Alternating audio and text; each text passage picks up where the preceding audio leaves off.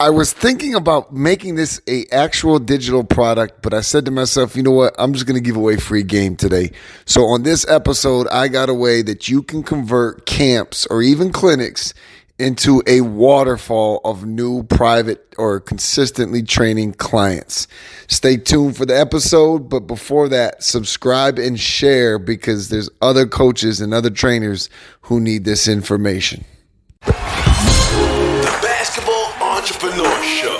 Recognize that you got what it takes to succeed. Master the art of building your business to grow your basketball. Get me on the court and I'm trouble. And now your host and international pro trainer, Tim Springer. Before we could really push out leads and customers in social media, Spartan Basketball was really leveraging the fact that camps and clinics could produce as many private training clients or small or semi-private training clients that we wanted. And so it was necessary. It was a lifeline of our business. And at first we would just worry about breaking even, because they say amateurs focus on the front end, meaning if you focus on getting all this money at the beginning of the relationship, it's not going to last long or it will never even start. But you worry about just getting small wins, and then long term you can get, the value of that customer from them on the partnership of you and them. But then I started to say to myself, well, what if we could get paid well for the camps and clinics and extract new clients? And so we went to work. We started redesigning the whole program, the whole system of how we did it. And I want to just share a few of the things that worked very well for us. Okay. Number one was we consistently had clinics and camps. Didn't mean we did it every week, but we did it on a frequent and consistent basis so that players could come and have a lot of opportunities to do so. Secondly, if it took a player maybe one or two times of coming and then deciding to do private training with us, we wanted to give them that opportunity in a small window of time. So that became very important, the consistency first. Now, here's what I also did with this. I made it a low entry. But I also made sure that we got paid well, meaning like myself for leading it. If I had other coaches, I paid them well also. This way, it was worth the time and effort if we didn't extract any private training leads from us. And, either way. And then I also put a lot of profit into the business. And then what I also did is I took what could have been extra money for, let's say, myself or the other trainers, and I dumped tons of it into the marketing of the camp and the clinic, like ads and maybe a video development. Not always. Sometimes I did that on my own.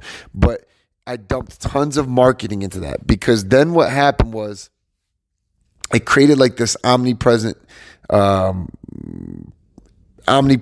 let's say that, in wherever we did it. Before social media, we did it with like tons of flyers everywhere or whatever money I could invest into getting us mass exposure. And then when social media came around, it was really big on Facebook ads. We were just pounding San Antonio.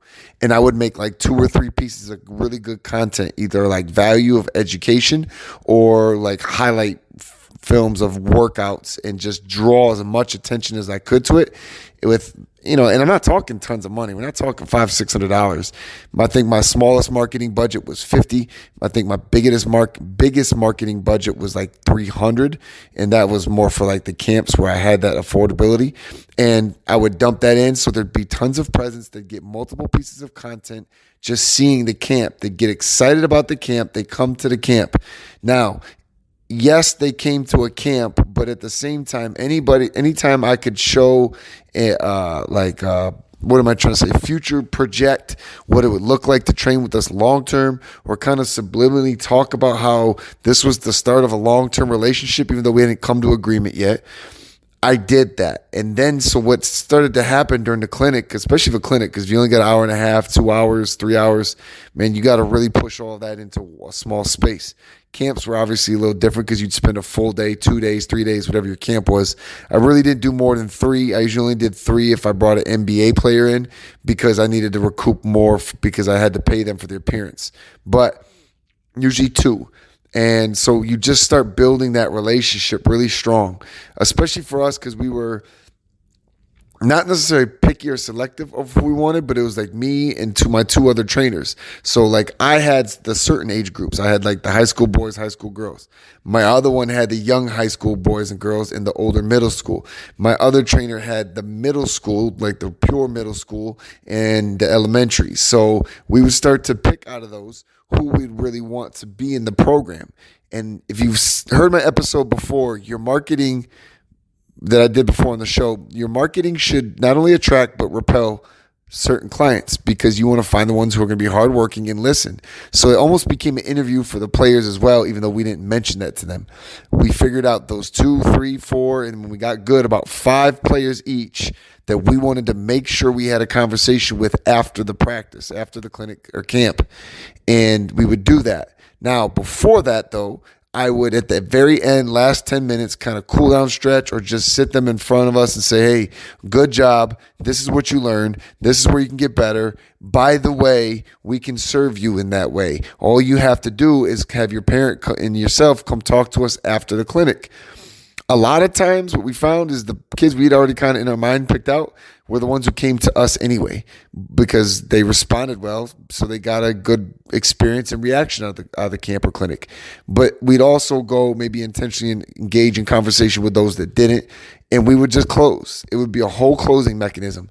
It's probably way too much for an actual podcast, but this meat and potatoes I just gave you alone, if you start strategically planning camps and clinics like that, I guarantee you, you'll make way more money on your camps and clinics. Like, again, amateurs focus on the front end, so sometimes you do need to take nothing or zero or little. But if you're also strategic and smart about how you do it, you can make good money on the front end while also retaining that long-term value that you were trying to acquire from the client.